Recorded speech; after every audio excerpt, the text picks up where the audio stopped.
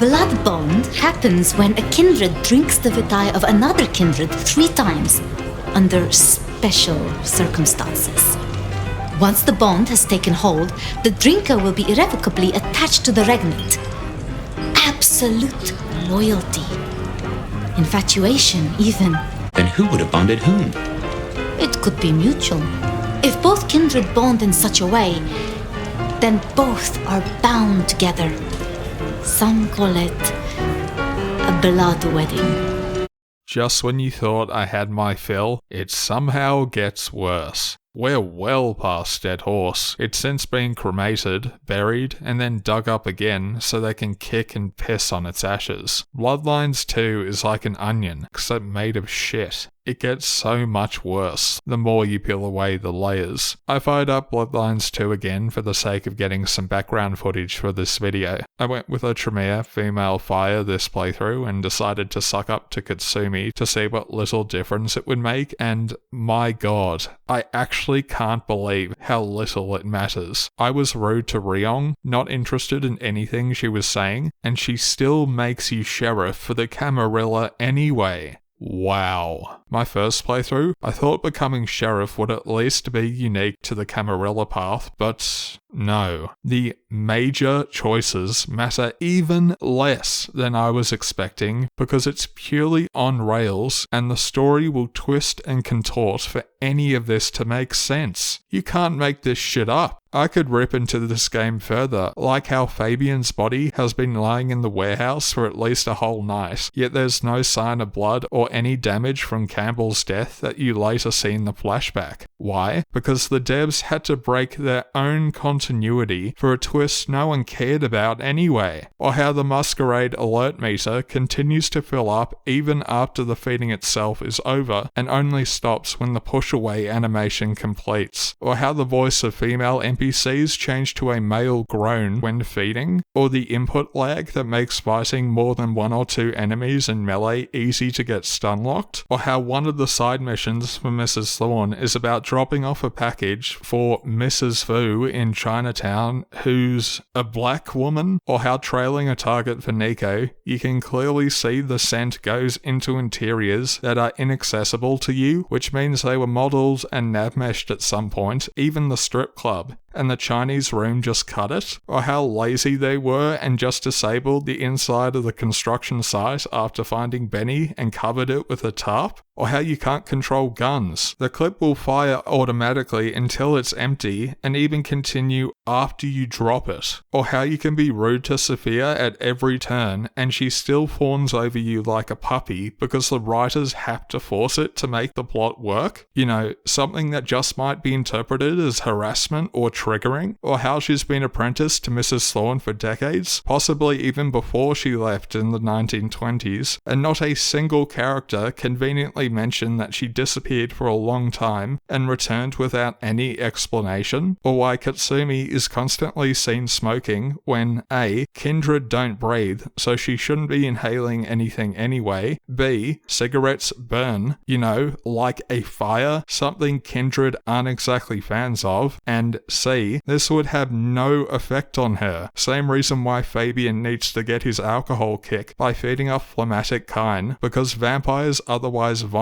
everything up. Or how, if most of the ghouls you fight in the game are plants by the Sabbat, why are they seen fighting the Sabbat later on, and on whose authority? Or how, so long as you let go of the sprint button, you can fall from the sky and it won't raise the alert meter? Or how illogical it is that the crime and masquerade system are the same thing, so you can punch somebody and cops will immediately attack you because that's somehow a masquerade violation? Or how it's revealed the Great Fire of Seattle was a cover-up for Lou wiping out a Sabbat lot back in the day, and yet later on in the game when there's Sabbat in the city, she doesn't put 2 and 2 together that that's where they might be coming from all this time. You know, the place where she just might have trapped a certain Malkavian primogen 100 years before? Or how convenient it is that the IAO find the underground and just so happen to be a few rooms over from the gardener until after you confront him? Or how they even manage to get there but don't discover the elevator to Lou and the Glacier Hotel? Or how no one, not even Baker, uses true faith against any of the vampires despite the fact they're second inquisition? Or why Tully can't find the IAO until the plot conveniently needs it when he's already somehow following us all over the city just looking for an excuse to stake fire when the IAO are right out in the open with that radio tower on top of a building? Or why, despite having telekinesis, fire isn't allowed to tear units powering the IAO laser fields off the wall like you can with the light fixtures in Atrium? Or why fire can see Fabian's dreams and memories the whole game but conveniently only starts talking within them after you kill the gardener? Or, as a Malkavian, not once did Fabian get any kind of insight for the entire game? Or how Fabian spends a whole section getting a tape recorder to get Campbell to confess when the game conveniently forgets that Dominate relies on eye contact and all he had to do was wear sunglasses, something hunters do all the time? But I've harped on enough about this game already. In fairness, I should also make some corrections from the first video too. As many people have pointed out, the character that stakes you on reaching max naughty points in the Masquerade system is Tolly. That was my bad. I didn't notice it, or maybe was just still reeling at how god-awful the system truly is, but yeah, you can clearly see his blue sleeves and deformed hand that's holding the stake. Like I replied in some of the comments though, while it explains the whole popping out of thin air thing, since Nosferatus can turn invisible with Obfuscate, 1. What is he even doing there in the first place? How did he find you so quickly? Who on earth gave him the authority to stake the Nomad, let alone the Sheriff? And where does he go? As soon as you fall to the ground, you can't see him, and I even tested it this playthrough while getting footage, and he'll stake you while your back is up against the wall. That's all on top of the fact on how he'd possibly get the jump on a 400-year-old vampire, but you get the idea. Next thing, the people who pointed this out were correct. Yes, only wood can stake vampires. It's a bit iffy since we don't get a full, proper look at Gideon's body in the real world. That stone or whatever crumbles on top of him as soon as he dies, which was probably very intentional by the developers. But if he's not staked in addition to the Brebar, this makes everything I said even worse. Any kindred, let alone a Malkavian primogen, or a blood-starved beast that hasn't fed in just a night or two, would rip that shit out of him like it was made of tissue paper and go ballistic for the closest thing to feed on. Again, the Chinese room don't understand something as basic as time passing, and clearly thought that rebar worked as a stake just fine. Gideon being down there not just for a few nights or a few weeks, but 100 years is ludicrous. And again, no one ever tried to move him or help him or anything the entire time. Not even Sophia, who he's bonded to. Also, while we're here, why did he reach out to Sophia so quickly through dreams and whatnot, even if they are blood bonded or married, like that clip implies? But it took him, again, 100 years to reach out to Fabian, his child, one of the few he presumably trusted and regarded as a friend or dependable at the very least. He saw Fabian working the same case as he did. He knew he was relentless on his search for the truth, and not once did he ever let his own trusted child know until conveniently he was a gibbering lunatic a century later through dreams and riddles. Like I said with how incredibly convenient it is that not a single person heard Pandora being killed at Fletcher's bar, the same applies to the New Year's party back in 1925, but it yet again manages to be even worse. Lou is upstairs on that little balcony, which you can see from the downstairs area the whole time, and clearly the Chinese room used the fade to black as Rosalind walks away once you finish speaking with her to try and put a band-aid on this level lining up. It doesn't matter though, because how the hell did Campbell or anyone else manage to overpower a prince, a woman who was at least decades their elder and infinitely stronger than a human with a bit of blood? You're telling me not once